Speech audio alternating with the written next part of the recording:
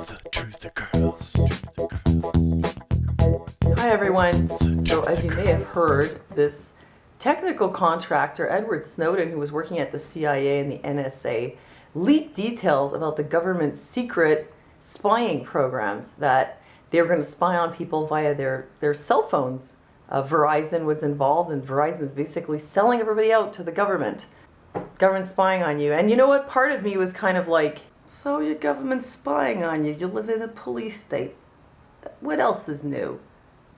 Because I kind of felt like, well, everybody knows that, right? I mean, it's not anything new. We all know Google is teamed up with the NSA. We know that the government does all these warrantless sneak and peek searches, or there's a warrant, but it's just really a rubber stamp. And they were caught a few years ago spying on military personnel's personal conversations. But then I realized, you know what? No, everybody doesn't know about this. See, I know about it, you guys know about this, because we've been listening to the alternative media for years, and it's common knowledge that we live in a big brother spying police state. But most people didn't realize that, I guess, because now they're like, what? They're spying on us? Like it's the first that they've heard of it. But it goes to show that we've come a long way, because a few years ago, the only people who were talking about this was the alternative media and the vloggers, and now it's like front page news on the mainstream media.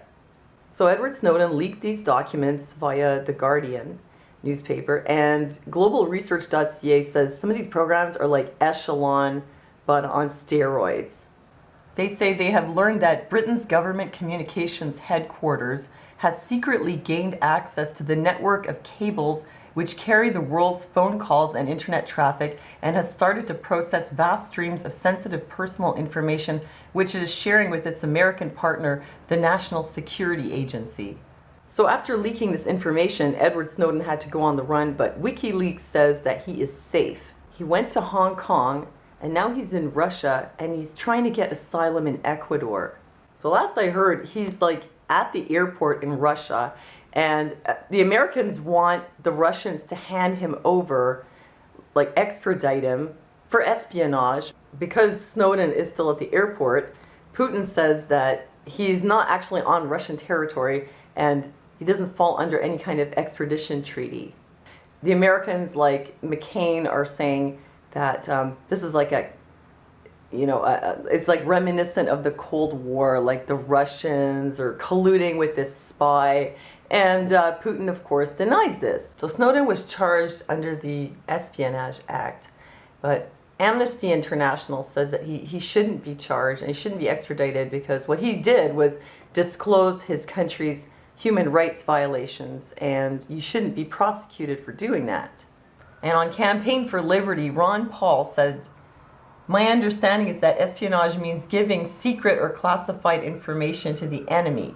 Since Snowden shared information with the American people, his indictment for espionage could reveal or confirm that the US government views you and me as the enemy." Now, doesn't that make sense?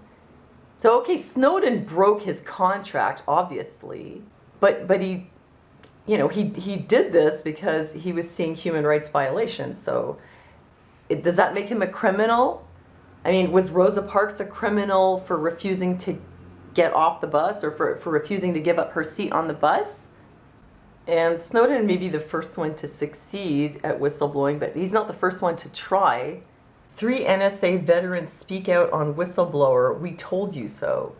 So these 3 guys, Thomas Drake, William Binney, and J. Kirk Weeb, who were working at the NSA, tried to blow the whistle on the NSA for collecting all this personal information on American citizens.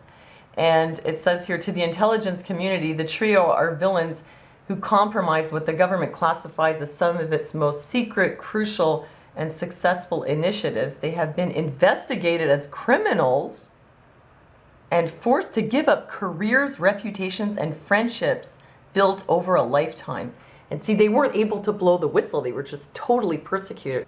We've known all along that the government's been doing these things. And it's like they make the whistleblowers out to be criminals, but really, you'd think that a human rights violation, somebody has to stand up against this And what remains to be seen is what is the international community going to do about this? Because at this point, it's like we talk a lot about human rights violations, but the U.S. and Britain, they just kind of, and I'm including Britain in there, they have so much power that they can get away with basically anything. So they'll say, oh, well, that country's committing human rights violations. We got to go in there and overthrow their government and, you know, bomb their cities and kill their women and children and put in a good government, i.e. one that'll serve our interests. Anyway, they say, you know, we got to stand up against human rights violations in other parts of the world. And yet they commit all kinds of violations all the time. They have a really bad track record. I mean, what are they going to do to somebody like Edward Snowden? Are they going to put him in Guantanamo, maybe waterboard him, stuff like that? And so the thing is, they get away with whatever they want to do, and a lot of it maybe because people don't know about it, but now everybody knows about it. So what's going to be done about it? Because if nothing changes and they're allowed to get away with this, then that goes to show, well, that we're in a really bad situation. We're in big trouble. On the other hand, if the international community, with so many people being aware of this, if they're able to force the U.S. to back down and start respecting human rights, well, then that would be a really good thing. So I guess it remains to be seen how this is going to turn out. But Edward Snowden, is he criminal for standing up for you know, blowing the whistle on human rights violations? I don't think so. I think it's other people who are the criminals, and they treat the rest of us like criminals, but it's not us. That's the problem. Anyhow, leave me your comments, let me know what you think, and thanks for listening to me, and I'll see you next time.